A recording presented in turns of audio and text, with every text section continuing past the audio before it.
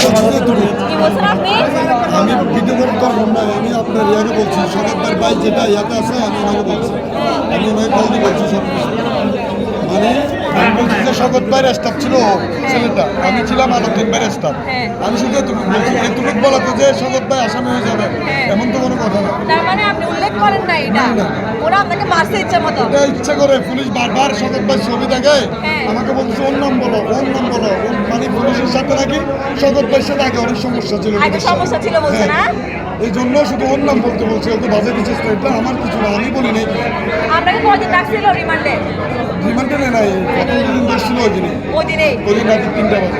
আমার ওয়াইফ বলছে যে আপনাকে ওরা রেখে দিয়েছিল ডিবি অফিসে, তখন নিয়ে মারধর করছে। তখন আর কি 2 দিন রাখছিল ডিবি অফিসে মারছে, তখনই মারধর করছে না?